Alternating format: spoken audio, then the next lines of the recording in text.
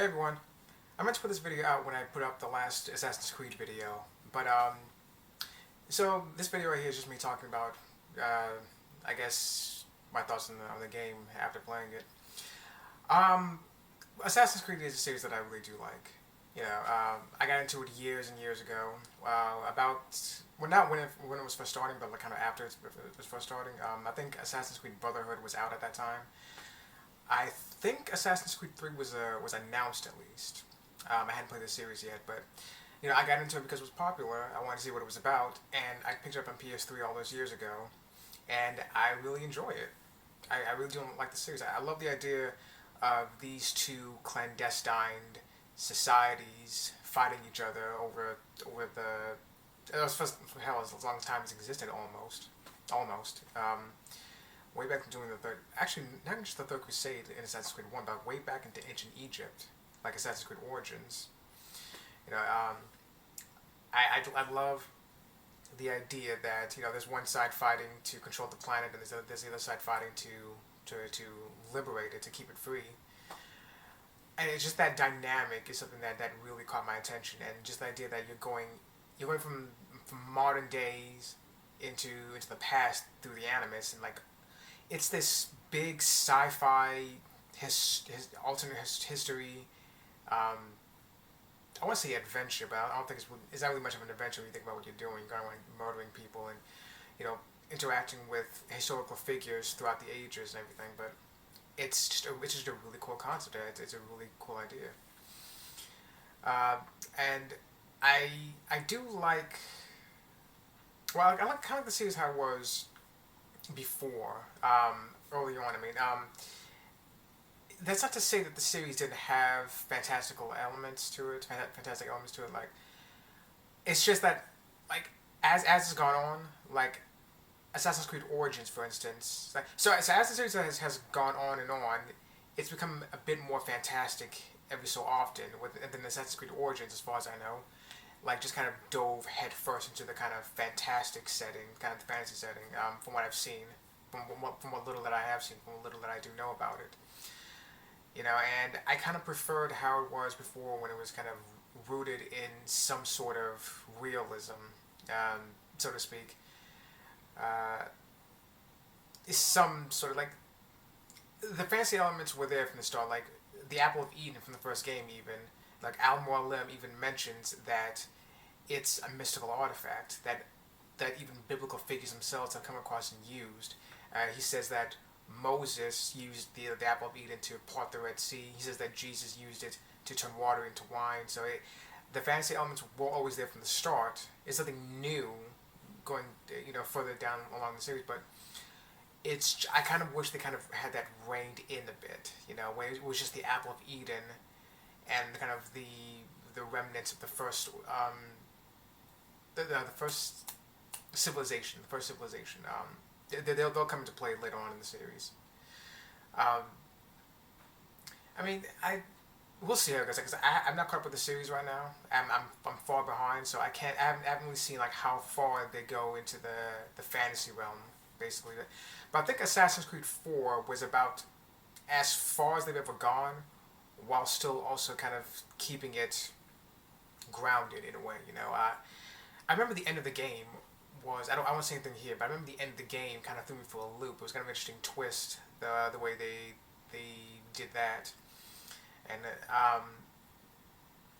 so I'll see how things go on. Like maybe I'll enjoy the more fantastic the more fantastic elements of the series as it's in later games, but thus far, since I haven't encountered any of them directly in any of the games I'm playing now, I'm on the fence about it.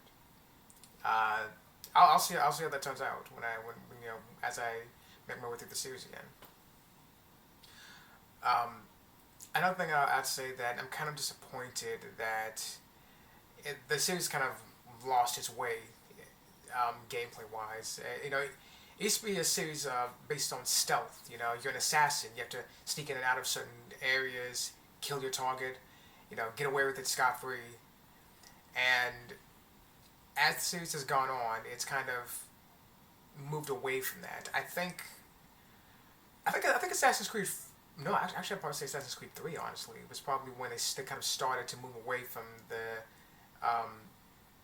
sneaking around a bit. You do still sneak around in 3 and 4. That's still there, but like as a whole, both of those games kind of tried to encourage you to roam around more in the open and doing side quests, interacting with people a little more often.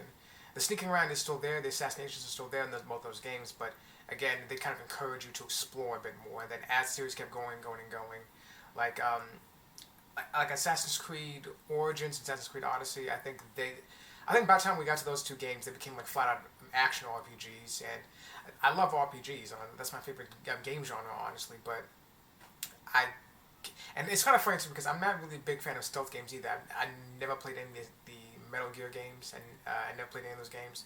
I'm interested in playing them, but I haven't. I'll get around to them eventually, but like I'm not a huge stealth fan. When I have to get into a stealth mission in any other game, it's infuriating. But Assassin's Creed is built on that. You know, it's built on being a stealth game. So, and I kind of liked it. I liked it that way. So like I'm not gonna get to those newer games and see how they're doing things, and see how like going from being stealth games to being more open action games. I'll see how that turns out. But kind of disappointed that they kind of went that route and made it just these big action RPGs. Which again, I love RPGs, but I'm kind of disappointed that Assassin's Creed didn't stick to its more stealth roots.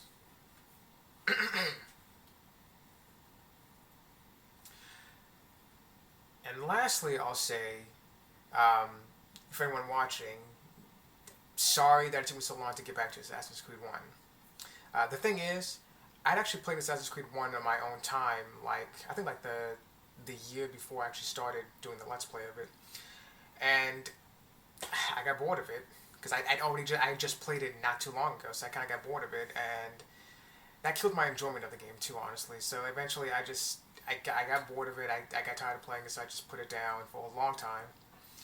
Then eventually I got an Xbox, which that's another story for another time, but got an Xbox. I got Assassin's Creed 1 for that too, because I wanted the achievements for it.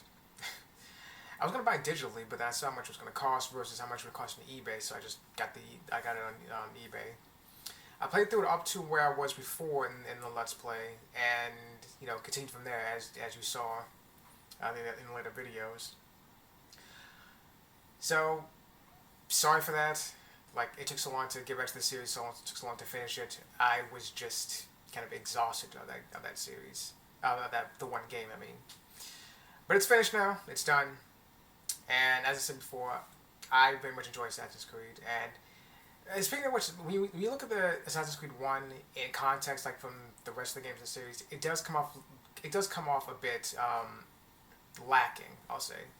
And I think Ubisoft recognized that too, because with like Assassin's Creed 2 and Brotherhood and Revelations and everything, they sorry, they addressed certain issues that people have with Assassin's Creed 1, like I know a lot of people don't like it, like having to hunt for clues for your next target, going around the cities, pickpocketing people, um, synchronizing with the towers and everything, eavesdropping on random citizens.